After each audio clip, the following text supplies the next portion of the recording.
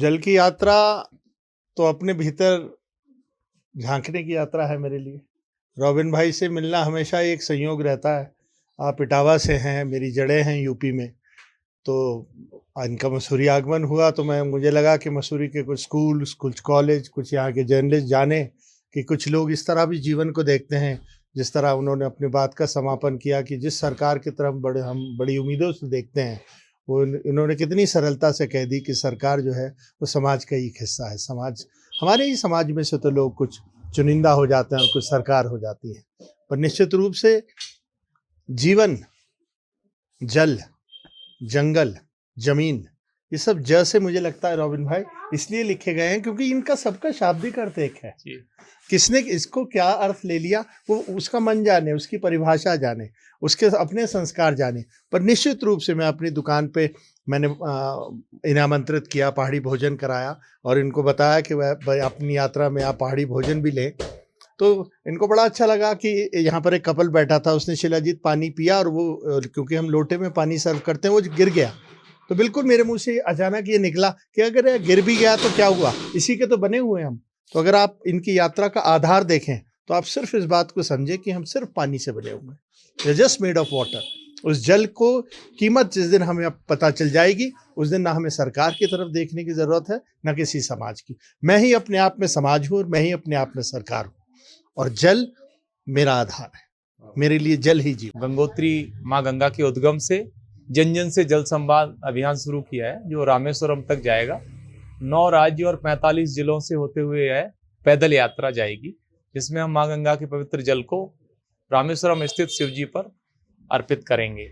और इसका उद्देश्य ये है कि सनातन में अनादि काल से हम शिव जी पर जलाभिषेक करते आए हैं। इसका सीधा सीधा अर्थ है कि जल कितना महत्वपूर्ण है और शिव जी पर हम अर्पित करते हैं। जल माँ गंगा शिव जी की जटाओं में विराजमान है, तो यह जल निरंतर हम सबको मिलता रहे। भागीरथी प्रयासों से ये जल पृथ्वी पर आया है। तो भागीरथ जी की तपस्या इसीलिए थी कि जन जन को हम जल दें और ये वनस्पति, ये सब बायोडाइवर्सिटी जो हम देख रहे हैं जल से ही सृजित हुई है और सभी जीव इससे ही पल्लवित और पोषित हो रहे हैं।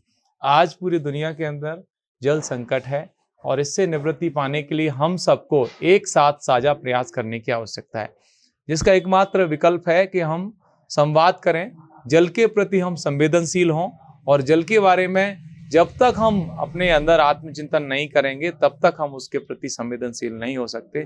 तो सबसे पहला है कि हम उसके बारे में चर्चा करें। तो ये चर्चा तभी होगी जब इसके लिए कोई अभियान किए जाएं, कोई जनजागृतियाँ की जाएं। तो एकमात्र विकल्प है कि हम लोगों के बीच जाकर के इसके विषय में चर्चा करें। कोई भी काम यदि पूरा करना है तो उसके 3 ही विकल्प है। पहला चिंतन, फिर योजना, फिर क्रियान्वयन। तो पहले हम सबको जल संरक्षण के लिए, पर्यावरण संरक्षण के लिए पूर्णतः चिंतन करने की आवश्यकता है। जल है क्या, जल आता कहाँ से है, जल दूषित कैसे हो रहा है और जल को हम दूषित होने से कैसे बचाएं। तो इस तरह के प्रश्न जब हम चिंतन में करेंगे तो निश्चित रूप से हम जल के प्रति संवेदनशील हो जाएंगे, ऐसा मेरा पूरा विश्वास है। और नदियां हमारी जीवन रेखा के तहत यह कार्यक्रम हम कर रहे हैं।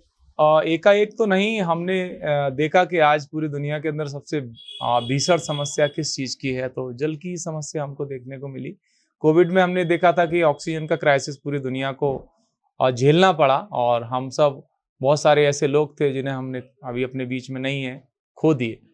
तो जब हम जल संकट से जूझते रहेंगे और एक दिन ऐसा आएगा कि पानी बचेगा ही नहीं, तब फिर हमारे पास कोई विकल्प भी नहीं बचेगा, फिर हम कहाँ जाएंगे। तो कोविड उसका एक बड़ा उदाहरण है।